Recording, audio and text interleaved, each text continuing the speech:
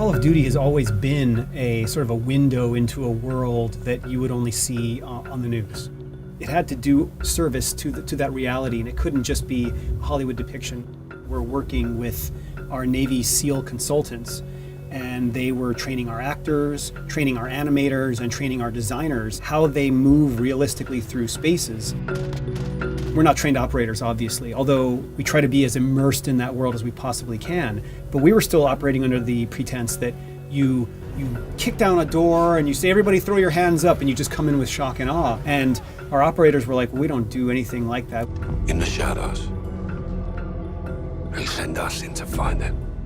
For us, the challenge was, if we want this game to be authentic and realistic and not a kind of a cliched Hollywood depiction of war, then we've got to ask them, what are some themes that are universal to your experience that you feel that we could do justice to in our game? Okay. It's completely unrealistic. The biggest thing we got off right off the bat was the main focus of the game was authenticity, and to create an environment where the player feels like he's actually in the environment. In this particular game, we got brought in from infancy. I mean, from the start. That started with the story. You know, is that something that's real? And then if so, how might we do it? So when we were having those discussions, when we're kind of meeting in the middle creatively, you know, they come out with something that's, we listen to it or watch it and we're like, okay, that would never happen. And so, but then, you know, we had these months-long discussions and try to, again, meet in the middle. So, you know, we're trying to make it authentic, they're trying to make it entertaining and authentic, and we finally whittle it down to something that we can both live with. Target is in the main house. You have execute authority. We basically have them on speed dial. We ask them questions all the time. We run scripts by them. We ask them about different types of terminology. Operational logic, it has to make sense. It has to be, characters that we're portraying would be actually motivated by the thing they're going after. The way the characters look in the game, gear, equipment, the way they move. We took some of the developers out to the range. Some of them hadn't shot guns before. So we wanted, you know, their goal was to, you know, hold a gun, shoot a gun safely, and mine the experience from that, the recoil, the flash, so that they can begin to inject that into the game. Now, the guys that actually design the guns, we had countless discussions with them with how does that recoil look right? You know, in some cases in the beginning it was too much or too little, and we tweak it. Does the muzzle flash look right? Does loading the weapon make sense here? It's impossible to decouple the mechanics of a game from the narrative of the game. And so in the same way that we were working really closely with our military advisors and they were giving us tactical advice, we also took cues from them for the thematic subjects of the game. The reason why they have those tactics is because, frankly, they don't know what's on the other side of that door. And so to try to decouple the narrative from the gameplay would have been a mistake. I've always said that it's just as important to know when not to pull the trigger as to know when to pull the trigger. There's a lot of shoot, no shoot. So there's a lot of those moral decisions that the player's gonna have to make throughout the game. And it also brings a lot of realism to it. You know, you just can't get away with just going into a room and shooting every single person in the room. This is crazy. Get down! Yeah, but we're a little crazy, aren't we? And they said over and over again, we are expected to go into imperfect situations and operate perfectly. And that is the burden that we carry. And that's the one thing that we would like the world to know. To not utilize these consultants that have been there on the ground, that are from these places, would be a big omission. And I think that the project is a lot better for it. That's the mission.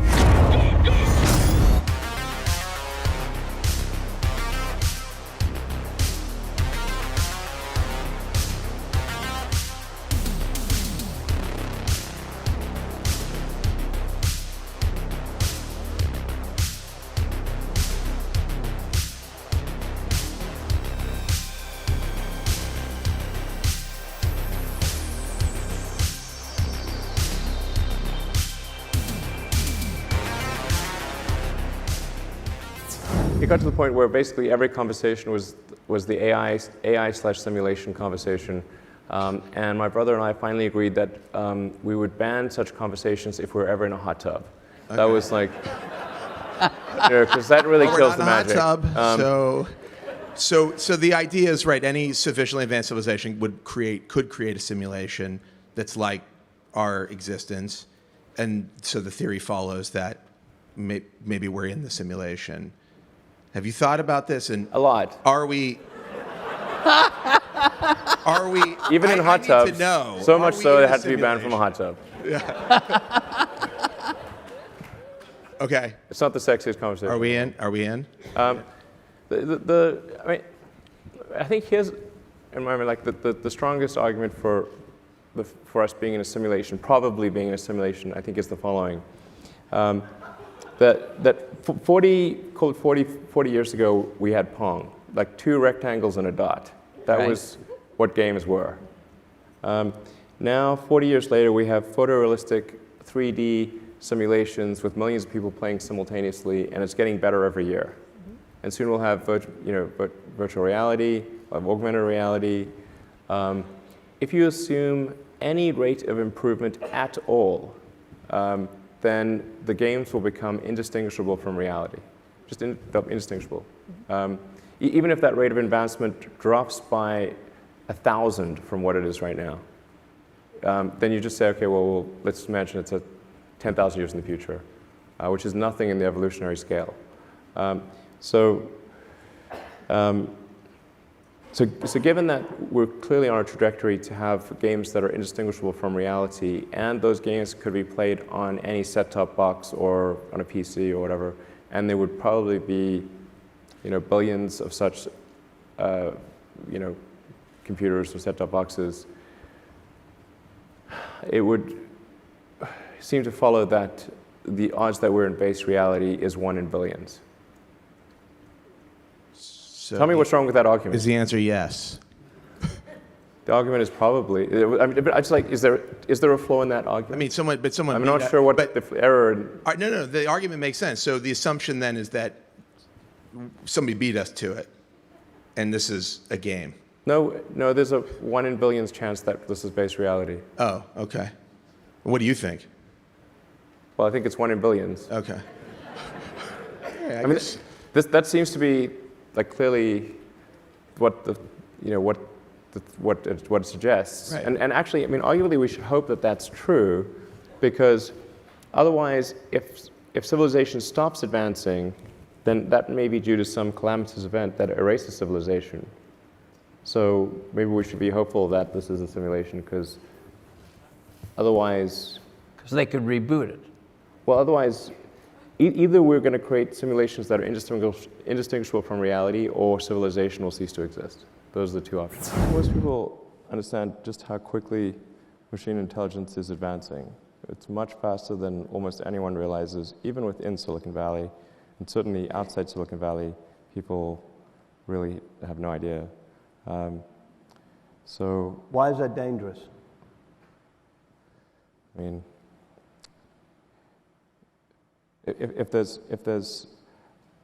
a super intelligent, particularly if it's engaged in recursive self-improvement, if there's some digital super intelligence, and its optimization or utility function is something that's detrimental to humanity, then it will have a very bad effect.